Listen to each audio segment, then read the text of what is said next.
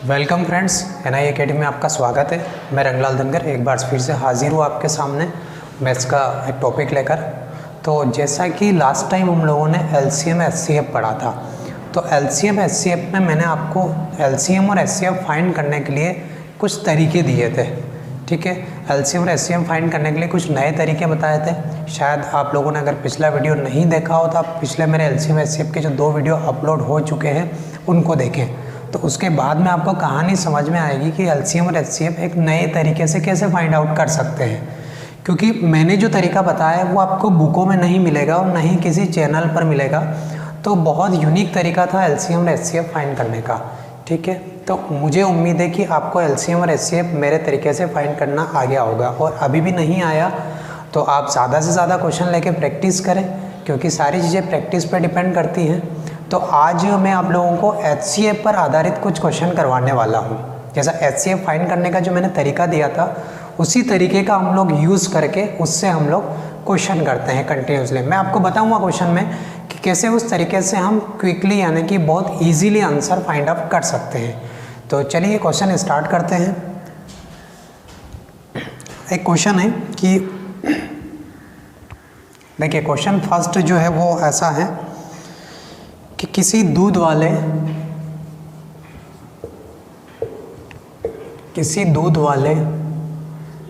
की टंकी की धारिता, किसी दूध वाले की एक टंकी में 75 लीटर तथा 56 लीटर दूध है। 56 लीटर दूध है, तो बड़े से बड़े किस माप का डिब्बा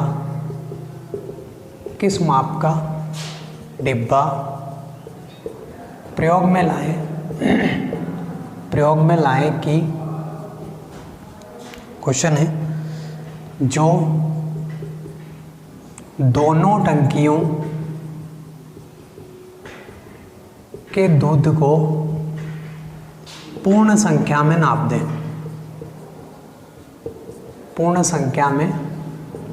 दें। ठीक है, ये आपका क्वेश्चन है। देखिए, क्वेश्चन को पहले आप आराम से समझ लें। क्वेश्चन मैंने लिख दिया है यहाँ पे, आप क्वेश्चन को देखें और आप लोग भी कोशिश करें कि मैंने जो तरीका बताया उससे आंसर निकालने की कोशिश करें। आपका जो भी आंसर आता है कोई टेंशन वाली बात नहीं है, मैं यहाँ सोल्व करूँगा, उससे आप मैच कर लीजिए। ठीक है, आपको कम से कम ये तो पता चलेगा कि हम लोग क्या कर रहे हैं, गलती कर रहे हैं, मतलब वे जो है हमारा ठीक है या नहीं है। तो देखिएगा, किसी दूध वाले की टंकी में 75 लीटर तथा 56 लीटर दूध है। बड़े से बड़े किस माप के डिब्बे का प्रयोग करें कि दोनों टंकियों के दूध को पूर्ण संख्या में नापा जा सके। पहले ही मैंने डिस्कस किया था कि HCF का मतलब होता है यहाँ बड़ा से बड़ा फैक्टर होता है, राइट। इसका कहने का मतलब क्या है, पहले क्वेश्चन की लैंग्वेज पे जाते हैं हम लोग। ठीक है, ऐसा नहीं कि बड़े से बड़ा लिखा हुआ आ गया तो हमने डायरेक्टली रट लिया कि भाई यहाँ पे हमेशा HCF ही निकालना है। हो सकता कुछ क्वेश्चन में ऐसी कंडीशन ना हो, तो फिर ऐसे केसेस में हम लोग क्या करेंगे, तो इसलिए मैं क्वेश्चन को समझा रहा हूँ, ध्यान दें। यहाँ पे क्वेश्चन ये बोल रहा है कि किसी दूध वाले की टंकी में 75 लीटर और 56 लीटर दूध है। बड़े से बड़े किस माप का डिब्बा प्रयोग में लिया जाए कि दोनों टंकियों के दूध को पूर्ण संख्या में नाप सके। तो कहने का मतलब एक, सपोज कि ये 2 डिब्बे हैं, ये दोनों डिब्बे हैं। एक डिब्बा तो है आपका 120 लीटर का और एक है आपका 56 लीटर का। ठीक है, 56 लीटर। ये कह रहा है कि एक ऐसा बड़े से बड़े माप का डिब्बा लीजिए आप जो इन दोनों डिब्बों के दूध को पूर्णतया नाप सके। पूर्णतया नापने का मतलब ये कि आप ऐसा माप लीजिए जो इन दोनों को नापने के लिए अगर हम भरें, जैसे ये 120 है तो 120 में से हम कितने लीटर भरें कि पॉइंट में ना जाए। तो एक तो जैसे मैं मान लो कि 10-10 लीटर का अगर यहाँ से भरूँ तो 10-10 ऐसा कितनी बार भरना पड़ेगा मुझे, 12 बार। कितनी बार, 12 बार। तो क्या दूध पूर्ण संख्या में नापा जाएगा? बिल्कुल नापा जाएगा। अगर मैं 12-12 लीटर का भी लूँ तो भी क्या होगा, दूध पूर्ण संख्या में नापा जाएगा। ठीक है, इसकी बात हो रही है। अभी मैं आंसर निकालना नहीं सिखा रहा हूँ, अभी कंसेप्ट क्लियर कर रहा हूँ आपका, आप समझे बात को। 10 लीटर अगर मैं भरूँ तो 12 बार भरा जाएगा, इसका मतलब दूध पूर्ण संख्या में नापा जाएगा, मतलब 10 जो है पॉइंट में नहीं आ रहा है। 12 अगर ले मैं तो ये 10 बार भरा जाएगा, पॉइंट में नहीं आ रहा है। ठीक है, तो ऐसी और भी कई संख्या हैं जिनसे हम इस दूध को पूर्ण संख्या में नाप सकते हैं। लेकिन क्या उसी माप से इस 56 लीटर को भी नाप सकते हैं क्या? नहीं, इसका मतलब 56 लीटर के लिए तो कुछ अलग नाप होगा ना भाई मेरे। तो फिर हम ऐसा कोई कॉमन फैक्टर उठा के चलते हैं जो पॉइंट में भी नहीं आए और दोनों को पूर्ण रूप से नाप सके, पूर्ण संख्या में, संख्या मतलब पॉइंट में नहीं आना चाहिए। इसका सीधा सीधा अर्थ है कि वो बड़ा से बड़ा माप का डिब्बा जो होगा वो इन दोनों का HCF होगा। भाई मेरे ये बात आपको समझ में आ गई होगी कि जो बड़ा से बड़ा माप का डिब्बा होगा वो इन दोनों का HCF ही होगा, क्योंकि कॉमन फैक्टर ढूंढना है और बड़ा से बड़ा कॉमन फैक्टर इसका मतलब क्या होता है? इसका मतलब मैंने आपको सिखाया कि वो HCF होता है। तो देखिएगा इन दोनों का HCF निकालते, तो HCF निकालना मैंने आपको सिखाया, बहुत आसान है। कैसे निकालेंगे इन दोनों का डिफरेंस? डिफरेंस कितना आ रहा है? यह आएगा आपका 64। तो क्या 64 जो है वो HCF है क्या इसका?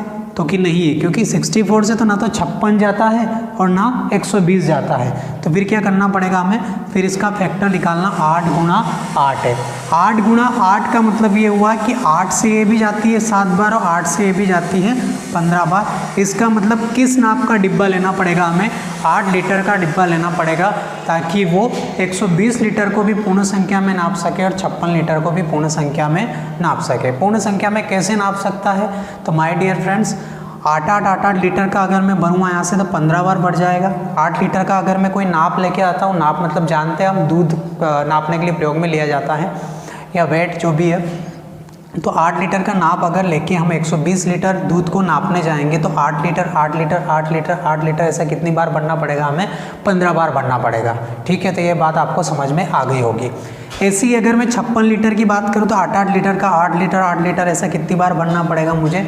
7 बार बढ़ना पड़ेगा। तो उस माप का डिब्बा क्या होगा? 8 लीटर नाप का। तो ये इसका आंसर है। ठीक है, उम्मीद है कि ये बात क्लियर हो गई होगी। चलिए अगला क्वेश्चन देखते हैं। बहुत छोटे छोटे क्वेश्चन है और ज़्यादातर क्वेश्चन तो मैं जो क्वेश्चन बता रहा हूँ उसी टाइप के क्वेश्चन बनते हैं। फिर भी अगर आपके दिमाग में कोई नया क्वेश्चन चल रहा हो तो आप बताएं, लेकिन वो टॉपिक कंप्लीट होने के बाद, क्योंकि हो सकता है कि आपके दिमाग में जो डाउट चल रहा है वो मैं आगे क्लियर करवा दूँ। तो एक क्वेश्चन और ले लेते हैं इस पर। एक क्वेश्चन और ये है आपका, एक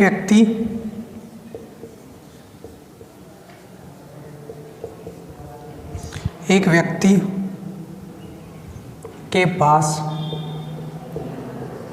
3 ड्रमों में, बहुत बड़ा है क्वेश्चन, 3 ड्रमों में 2527 लीटर, 1653 लीटर और 2261 लीटर दूध है। 2261 लीटर दूध है। तो वह बड़ा से बड़ा किस माप का डिब्बा लें? किस माप का डिब्बा लें? ठीक है, कि वह दूध को पूर्ण संख्या में नाप सकता है। ठीक है, अब कोई बच्चा अगर ये बोल रहा होगा कि सर बड़ी संख्या आ गई तो कैसे निकालेंगे, तो मैंने उसकी प्रॉब्लम भी यहाँ पे सॉल्व कर दी है। इतनी बड़ी संख्या दे दी कि आपको बात समझ में आ जाएगी कि बड़ी संख्या का HCF हम लोग कैसे निकालेंगे। तो चलिए इसको स्टार्ट करते हैं। क्वेश्चन वैसा ही है, इतना सा दिया, एक व्यक्ति के पास 3 ड्रमों में 2527 लीटर है, 1653 लीटर है, 2261 लीटर है। तो बड़े से बड़े किस माप का डिब्बा होगा जिससे इस दूध को पूर्णतया नाप सके? तो वो की वही कहानी है, मैं फिर बोल रहा हूँ कि HCF कुछ भी नहीं होता है, केवल और केवल दी गई संख्याओं के अंतर या अंतर का गुणज होता है। या तो उनका डिफरेंस होगा या डिफरेंस नहीं हुआ तो डिफरेंस का मल्टीपल्स होगा, अंतर का गुणज होगा। ठीक है, इतनी बात आपको ध्यान में रखना है। तो चलिए देखते हैं इसको। तो क्वेश्चन हमारा ये था 2527। ठीक है, 2527 है। उसके बाद मैं क्या कर रहा हूँ, मैं इनको सीक्वेंस वाइज जमा रहा हूँ। जैसा मैंने बताया था बिना सीक्वेंस के भी आंसर आ जाएगा, पर सीक्वेंस वाइज इसलिए जमाते हम कि थोड़ा इजी हो जाए क्वेश्चन। सबसे पहले मैं लिख रहा हूँ यहाँ पे 1653, फिर आएगा आपका 2261 और फिर आएगा आपका 2527। ठीक है, वही डिफरेंस मेथड लगाते हैं, इन दोनों का डिफरेंस निकाल लेते हैं। सबसे पहले इनका डिफरेंस निकालूंगा मैं। 7 में से 1 गया, कितना आया भाई? 6 आया। 12 में से 6 गया तो 6 है, राइट। और एक इधर ले लिया, 3 में से 2 गया, 5 में से 2 गया तो यह आएगा आपका 3 आ जाएगा। ठीक है, 2 ही आएगा क्योंकि एक इधर ले लिया तो ये आएगा आपका 266 आएगा। इसका ले लेते हैं, इसका डिफरेंस तो इसका डिफरेंस लेंगे तो 11 में से 3 गया, कितना आया 8। उसके बाद 5 में से 5 गया 0, और ये दोनों हो गए आपके। अब बचा कितना 22 में से 16 गया तो कितना आएगा 6, यानी कि 608 ये आ रहा। तो इनका डिफरेंस 608 आ रहा है, इनका डिफरेंस 266 आ रहा। तो अभी तो HCF इन दोनों में से कोई भी नहीं हो सकता। क्यों नहीं हो सकता इन दोनों में से HCF कोई भी? उसका रीज़न है, देखिएगा उसका रीज़न है कि यहाँ पीछे 8 है, यहाँ 6 और यहाँ पीछे 3 है, 1 है और 7 है। तो यहाँ तो सभी के पीछे विषम संख्या है ना, सभी के पीछे जो है वो विषम संख्या है, जबकि यहाँ पे सभी के पीछे क्या है सम संख्या। तो ये तो पॉसिबल ही नहीं है, हो ही नहीं सकता। तो फिर एक बार वो डिफरेंस निकाल लेते हैं। देखिए जब तक HCF नहीं निकलता तब तक आप डिफरेंस निकाल सकते हैं। तो 8 में से 6 गया, कितना बचेगा 2। फिर 10 में से 6 गया, कितना 4, और यहाँ था आपका 5 में से 2 गया, कितना 3 है, राइट। तो कितना आ गया 342 आ गया। क्या 342 इनका HCF हो सकता है? नहीं हो सकता। क्यों नहीं हो सकता? क्योंकि पीछे यहाँ पे 2 लग रहा है और यहाँ 7, 1 और 3 लग रहा है। तो ये बात तो पॉसिबल ही नहीं हो सकती। क्यों नहीं हो सकती? यहाँ पे सम संख्या और यहाँ पे क्या है विषम संख्या है। तो क्या फिर इसके फैक्टर फाइंड करना पड़ेंगे? क्या बिल्कुल करना पड़ेंगे। तो ये देखना पड़ेगा कि ये किसका फैक्टर है, ठीक है। नहीं तो देखो आपको पता ही नहीं चलेगा, आपको सपना भी नहीं आएगा कि ये किससे डिवाइड होते हैं। तो 342 है, 342 को कैसे सोल्व करेंगे? 342 के फैक्टर पहले चेक करते, काई से जाती है, क्या 9 से जाती है, 3 से जाती है। तो 9 का डिविजिबिलिटी रूल मैं आपको सिखा चुका हूँ। 9 का डिविजिबिलिटी रूल ये था आपका 3 4 7 2 9। इन तीनों का सम 9 हो रहा है क्या? अगर तीनों का सम 9 हो रहा है, योग 9 हो रहा है, इसका मतलब ये 9 से जाएगी। 9 से जाएगी तो 9 से भाग करके मैं इसके फैक्टर बना लेता हूँ। देखो 9 से जाएगी तो ये आएगा 9 तिया 27, कितना बचा आपका 7, 9 8 72 और गुणा 9 कितना बन गया? फैक्टर हो गया 38 इंटू 9। 38 इंटू 9 करता हूँ मैं तो ये आएगा 342। मान रहे इस बात को? तो 38 इंटू 9 है। क्या 38 इसका HCF हो सकता है? नहीं हो सकता है, क्योंकि पीछे फिर क्या आ रहा है 8 आ रहा है। आप बार बार पूछोगे सर क्यों नहीं हो सकता, तो मैं फिर वही बात बता रहा हूँ। यहाँ पीछे सब में विषम संख्या है और यहाँ सम संख्या है। तो अगर सम संख्या है तो विषम संख्या कभी भी उससे डिवाइड नहीं होती। ये विभाज्यता नियम में मैं आपको क्लियर कर चुका हूँ। 38 नहीं हो सकता तो 38 का एक फैक्टर बनेगा 19 गुणा 2 गुणा 9 है। तो देखो 2 तो वैसे भी नहीं हो सकता है ना। 2 क्यों नहीं हो सकता? क्योंकि यहाँ विषम संख्या, फिर वही कहानी आ गई। क्या 9 हो सकता है? तो आप जोड़ करके देख लीजिए, 9 से तो वही संख्या जाएगी जिसके अंकों का योग 9 से जाता है। तो देखो 7 2 9, 5 2 7 नहीं जाती 9 से। इसको भी करके 6 2 8, 2 10 और 1 11 नहीं जाती। और वैसे भी अगर एक संख्या भी नहीं गई ना 9 से तो बाकी को भाग देने से कोई मतलब नहीं है। HCF का मतलब होता है कि तीनों की तीनों नंबर जो है वो 9 से जाना चाहिए। तो जब 2 नहीं है 9 नहीं है, इसका मतलब आंसर क्या होगा आपका 19। अर्थात किस माप का डिब्बा लेना पड़ेगा? तो कि 19 लीटर नाप का डिब्बा लेना पड़ेगा जो तीनों बर्तनों के दूध को पूर्णतया माप सके। ठीक है, ये बात आपको अच्छे से समझ में आई होगी। नहीं आया तो आप वीडियो को बार बार देखें, पॉज करके देखें। तो आराम से ये बात क्लियर हो गई है। आगे बढ़ते हैं। अब अभी क्या मैं आप लोगों को समझा रहा हूँ यहाँ पे, और आप लोग भी अभी लर्निंग प्रोसेस में इस मेथड के द्वारा, तो हो सकता है थोड़ा टाइमिंग लग जाए, लेकिन जब ये मेथड आपको अच्छे से आ गई है तो ये बहुत ही कम समय में सेकंडों में आंसर निकालेगी। ठीक है, लेकिन प्रैक्टिस चाहिए इसके लिए। चलिए एक क्वेश्चन और करते हैं इसी मेथड से। एक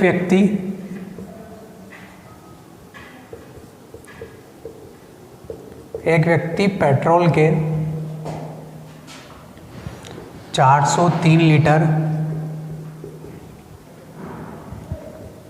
465 लीटर और 496 लीटर 496 लीटर ऑयल के डिब्बे हैं उसके पास में। क्वेश्चन ये है कि एक व्यक्ति है, उसके पास में 403 लीटर, 465 लीटर और 496 लीटर ऑयल के डिब्बे हैं। तो वह किस बड़े से बड़े नाप का प्रयोग करें, किस बड़े से बड़े नाप का प्रयोग करें ताकि वह इन ऑयल के डिब्बों से ऑयल को पूर्ण संख्या में नाप सकता है। तो भाई बड़ा आसान क्वेश्चन है, मैं कह रहा हूँ चुटकियों में आंसर निकल सकता है इसका। कैसे निकल सकता है देखिएगा, वही तरीका है 403, 465 और 496 है। डिफरेंस मेथड लगाइए यहाँ पे। अगर आप डिफरेंस मेथड लगाएंगे तो मेरे ख्याल से यहाँ 31 आएगा और यहाँ डिफरेंस मेथड लगाएंगे तो 62 आएगा। फिर एक बार माइनस कर लीजिए 31, क्योंकि 62 तो होगा नहीं, तो 31 ही इसका आंसर है। शायद इस टाइप का क्वेश्चन मैं आपको पहले बता चुका हूँ। बड़ा आसान क्वेश्चन था, चुटकियों में आंसर इसका निकल रहा था। तो उम्मीद है कि ये मेथड आपको समझ में आ रहा। तो जहाँ पर भी एक तो बड़े से बड़े नाप का डिब्बा ये पूछा जा रहा है या कोई कॉमन बड़ा से बड़ा फैक्टर फाइंड करना हो तो वहाँ पर हम लोग हमेशा HCF फाइंड करेंगे। ठीक है, इस बात का भी विशेष ख्याल रखना हमें कि कहाँ HCF फाइंड करना और कहाँ पर LCM फाइंड करना। तो HCF के लिए मैं पहले क्वेश्चन करवा रहा हूँ सारे, फिर हम लोग LCM के लिए क्वेश्चन करेंगे, फिर दोनों के कॉमन क्वेश्चन करेंगे। एक क्वेश्चन हो रहा है,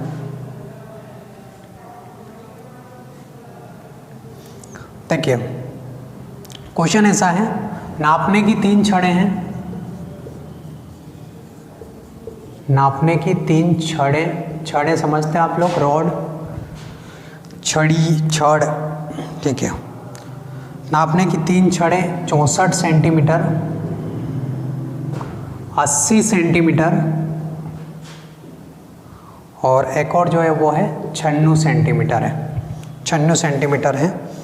और इसके बारे में बोल रहा है वो, इनमें से कोई भी छड़ का प्रयोग करके कम से कम लंबाई की पूर्ण संख्या में इनमें से कोई भी एक नाप की छड़ प्रयोग करके कम से कम लंबाई की क्या छड़ होगी जो इनकी लंबाई को पूर्णतः नाप सके।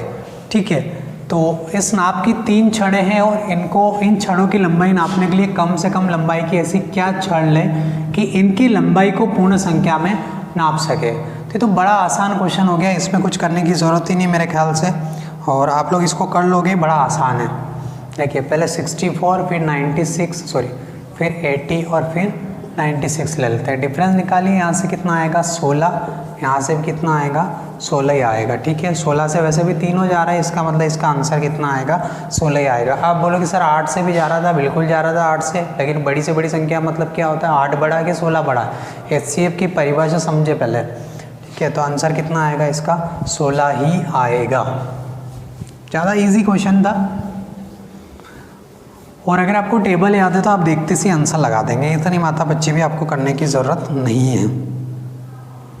एक क्वेश्चन लेते हैं 78 सेंटीमीटर, 104 सेंटीमीटर, 117 सेंटीमीटर और 169 सेंटीमीटर। ठीक है, ये ऐसी जो है धातु की 4 छड़ें हैं, 4 छड़ें। अब ये बोल रहा है कि अधिकतम लंबाई की, अधिकतम या बड़ी से बड़ी बात तो वही होती है, अधिकतम या मैक्सिमम एक ही बात होती है यहाँ पे, छड़ों में काटने पर प्राप्त छड़ों की अधिकतम संख्या क्या होगी। इसमें ये बोल रहा है कि अधिकतम लंबाई की छड़ों में अगर काटा जाए, किस लंबाई की छड़ें दे रखी है, एक तो 78 सेंटीमीटर लंबाई की छड़ दे रखी है, एक 104 सेंटीमीटर लंबाई की छड़ दे रखी है, 117 और 169, और ये धातु की 4 छड़ें हैं। इनको अधिकतम लंबाई की छड़ों में अगर काटा जाए तो ऐसी कितनी छड़ों की संख्या होगी। अब इस बार है ना, वो छड़ जो है बड़ी से बड़ी छड़ का हम उपयोग कर रहे हैं, उसकी लंबाई नहीं पूछ रहा है, इस बार पूछ रहा है कि ऐसी कितनी छड़ें काटी जा सकती है। तो बात को समझे, क्वेश्चन थोड़ा सा आगे बढ़ा दिया इसने। तो पहले तो वही हम लोग अधिकतम लंबाई की छड़ निकालेंगे, 104, 117 और 169। अधिकतम लंबाई की छड़ निकालने का मतलब तो माय डियर फ्रेंड्स इनका HCF होता है, इनका HCF निकालते हैं, बड़ा आसान है, HCF निकाल लीजिए। तो देखिएगा बहुत आसान है, इनका जो डिफरेंस है वो निकाल लेते हैं पहले। 9 में से 7 गया कितना 2, 6 में से 1 गया 5 आएगा, 52 यहाँ पे आ गया है, और यहाँ पे 13 आ जाएगा, और यहाँ पे 26 आएगा मेरे ख्याल से, 26 से। तो अब आप देखिए 26 से ये सब जाएंगे क्या, नहीं जाएंगे। क्यों नहीं जाएंगे, यहाँ पीछे 7 है, 9, 52 से नहीं जाएंगे, तो फिर बचेगा 13। दूसरी चीज़, ये सभी भी 13 के फैक्टर है, तो 13 का पहाड़ा अगर आपको याद हो तो 13 × 78 होता है, 13 × 104, 13 में 117, और 13 का स्क्वायर होता है 169। इससे भी ये बात क्लियर हो रही थी कि ये जो है सभी है 13 के फैक्टर है। ठीक है, तो 13 क्या आ गया, 13 तो आ गया इनका HCF, 13 क्या आ गया इनका HCF, मतलब वह अधिकतम लंबाई की छड़ जो आ गई वो आ गई है 13 सेंटीमीटर। ये सिर्फ इतनी सी बात पूछता ना कि अधिकतम लंबाई की छड़ क्या है, तो फिर हमारा आंसर क्या हो जाता, हमारा आंसर 13 हो जाता। लेकिन ये पूछ रहा है कि ऐसी अधिकतम लंबाई की कितनी छड़ें काटी जा सकती। इसका मतलब क्या हुआ, इसका मतलब ये हुआ कि अगर हम 13 सेंटीमीटर की अधिकतम लंबाई की छड़ें काटें तो टोटल संख्या में कितनी होगी वो छड़ें।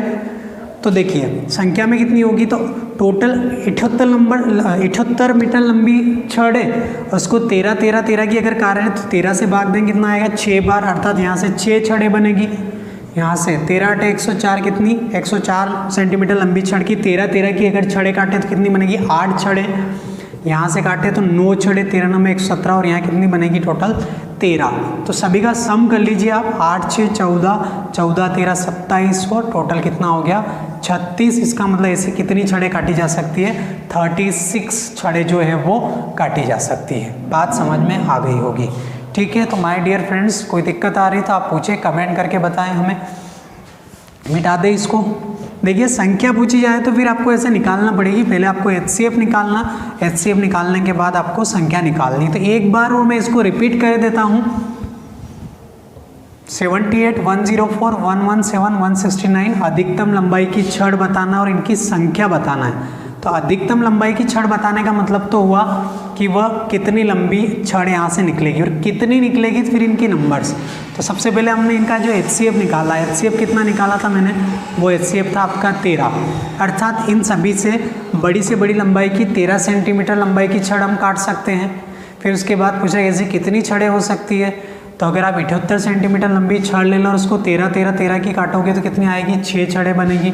यहाँ कितनी 13 × 104 छड़ें बनेगी, 13 9 में 117 बनेगी, और 13 13 169, और सबको जोड़ोगे मेरे प्यारे बच्चों तो आंसर कितना आएगा आपका 36 आएगा। दिस इज द आंसर, ठीक है। आगे बढ़ते हैं।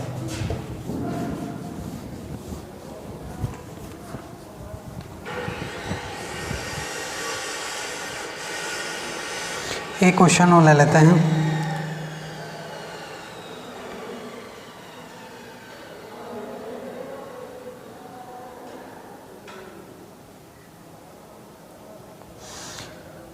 क्वेश्चन है आपका 105 बकरियां, 175 गायें और 140 जो है वो गधे, ठीक है। 105 बकरियां, 175 गायें और 140 जो है वो गधे हैं यहाँ पे। तो इनको एक नाव में ले जाना है, और इनको क्वेश्चन ये है, मैं एक बार क्वेश्चन पढ़ देता हूँ पूरा। 105 बकरियां, 140 गधे हैं, 175 गायें को एक नदी के पार ले जाना है। मात्र एक ही बड़ी नाव उपलब्ध है आपके पास।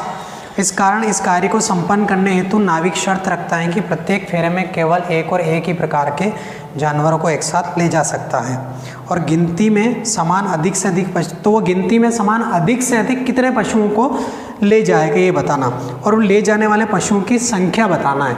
इस बार क्वेश्चन में आपको नंबर्स बताना, नंबर्स कितने हैं। बात हुई है, तो नंबर्स बताने से पहले फिर हम क्या करेंगे, HCF निकालेंगे इनका।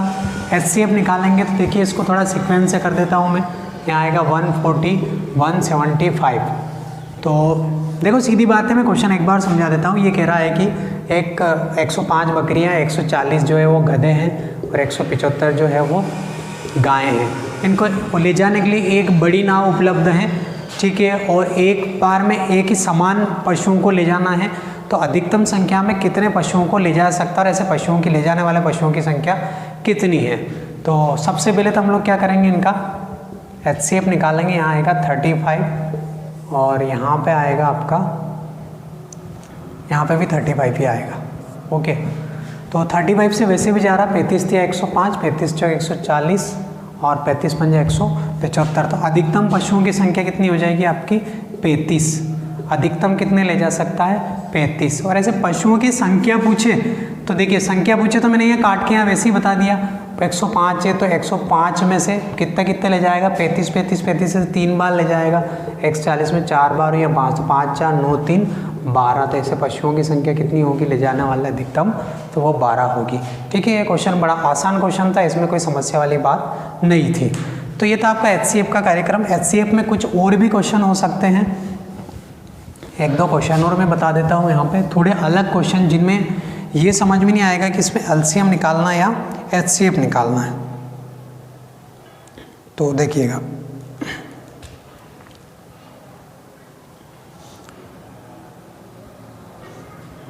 एक क्वेश्चन और आपका, जैसे 964 1238 और 1400 को विभक्त करने पर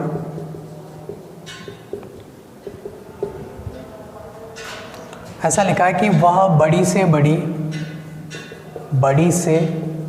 बड़ी संख्या ज्ञात करे जिसे 964, 1238, 1238 और 1400 को विभक्त करने पर क्रमशः मतलब रेस्पेक्टिवली होता है यहाँ पे 41, 31 और 51 जो है वो शेष बचे। ऐसा क्वेश्चन में बोला जा रहा है। क्वेश्चन ये बोल रहा है कि 964, 1238 और 1400 को विभक्त करने पर 41, 31 और 51 जो है वो शेष बचे क्रमशः रेस्पेक्टिवली।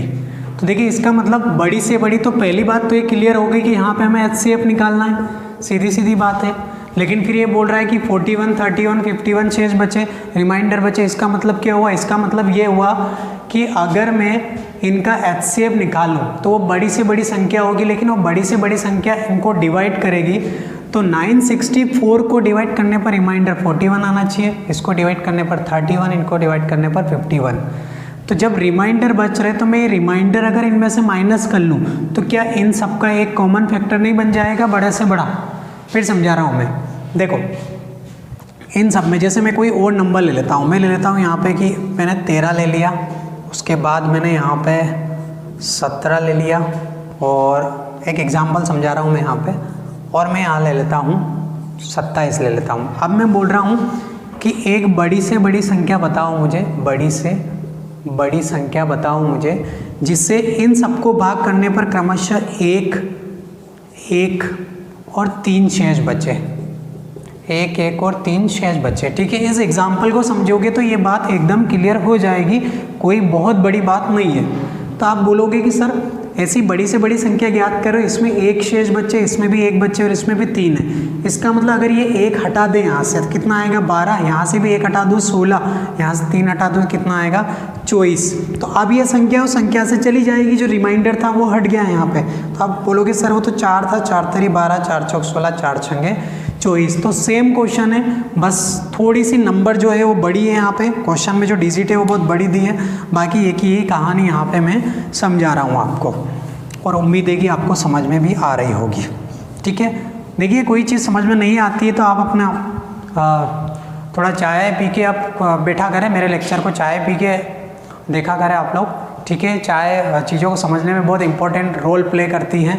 ठीक है, तो चाय पी के आया करें आप जब भी मेरा लेक्चर देखें, कोई सी भी पियो आप, तुलसी गोल्ड पियो, बाग बकरी चाय पियो, जो भी आपको अच्छी लगती है वो पिए, लेकिन चाय ज़रूर पिए। ठीक है, तो देखिएगा 964, 1238, 1400 को विभक्त करने पर क्रमशः 41, 31 और 51। तो अगर मैं यहाँ से 41 हटा दूँ और यहाँ से 31 हटा दूँ और यहाँ से 51, तो क्या इन सबका एक बड़ा से बड़ा कॉमन फैक्टर नहीं हो जाएगा? या फिर एक ऐसी संख्या मिल जाएगी मुझे जिससे तीनों के तीनों ही डिवाइड हो सकते हैं। तो सबसे पहले 964 में से 31 माइनस कर लेते हैं, कितना आएगा? ये आएगा 4 - 1 कितना आया भाई? 3, 6 - 3 3 आया। ठीक है, बाकी तो 9 का 9 ही रहेगा। नेक्स्ट एक और है आपका 1238। 1238 में से मैं सॉरी मैंने गड़बड़ कर दिया थोड़ा सा, 41 माइनस करना था यहाँ पे, तो ये आ जाएगा आपका 923। ठीक है, करके देख लेना आप लोग, यही आएगा। उसके बाद 1238 है, 1238 में से 31 माइनस करते हैं तो ये आएगा आपका 1207। 8 में से 1 गया आपका, 7 ही आएगा, 3 में से 1207। उसके बाद 1400 में से अगर 51 माइनस करूँ मैं तो आएगा 1349 आएगा ये। ओके गाइज, ये बात आपको समझ में आ रही होगी। तो अब इन सबका तो एक ही कॉमन फैक्टर होगा, तो माइनस करके देख लेते हैं। वही इन दोनों का डिफरेंस निकालते हैं सबसे पहले। 7 में से 3 गया कितना है, 4 है। 10 में से 2 गया 8, ठीक है। और अब कितना बचा यहाँ पे, यहाँ बचा 11 में से 9 गया तो 2 ही आएगा, 284 आएगा। इन दोनों का डिफरेंस निकाल लेते हैं। 9 में से 7 गया, यहाँ 2 आएगा। 4 में से 0 गया, 4 ही आएगा। 13 में से 12 1 आएगा, 142 आएगा। तो क्या 142 और इनमें कोई कॉमन फैक्टर आ रहा है क्या? तो अभी तो कोई समझ ही नहीं पड़ रही। और ये दोनों तो इनका HCF हो ही नहीं सकते ना, ये दोनों इनका HCF क्यों नहीं हो सकते? इसलिए नहीं हो सकते कि यहाँ पीछे 4 है, यहाँ 2 है और यहाँ 3 7 और 9 है, तो ये तो इससे डिवाइड हो ही नहीं सकता। तो फिर एक बार इनका डिफरेंस निकाल के देख लेते हैं। 4 में से 2 गया 2 ही आएगा। 8 में से 4 गया 4 आएगा, ठीक है। 2 में से 1 गया तो 1, 142 ही आएगा। वैसे दिख रहा था कि 142 ही आएगा। तो क्या 142 से ये जाएगा? अभी बताया मैंने नहीं जाएगा, नहीं जाएगा। क्यों नहीं जाएगा? क्योंकि यहाँ पीछे 2 आ रहा है सम संख्या और यहाँ सब कैसी विषम। तो फिर मुझे इसका फैक्टर बनाना पड़ेगा। इसका फैक्टर ये काई से जाएगा? तो ये 2 से जाएगा। 2 7 14, 2 एकम 2 गुणा 2, 71 गुणा 2। तो फाइनली आपको आंसर मिल गया यहाँ से 71। कैसे मिल गया शायद दिखाई नहीं दे रहा है यहाँ पे, मैं यहाँ लिख देता हूँ। 142 जो दिख रहा है इसके फैक्टर बनाए मैंने 71 इंटू 2। 71 दूना 100, तो 2 से तो जाएगा नहीं, तो आंसर कितना आ गया आपका 71। अर्थात इन संख्या को 71 से भाग करने पर 964 को 41 बचेगा, 1238 को भाग करने पर 31 बचेगा और 1400 को भाग करने पर 51 बचेगा। ठीक है माय डियर फ्रेंड्स, आपको ये बात समझ में आई होगी।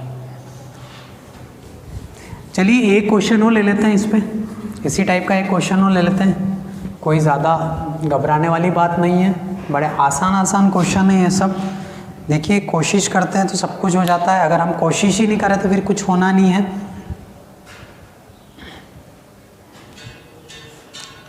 एक क्वेश्चन और बता देते हैं आपको ताकि आपका चित्त लगा रहे। वैसे अभी आपका चित्त जो है वो लग नहीं रहा होगा पढ़ाई में, चित्त स्थिर बनना सीखे आप लोग।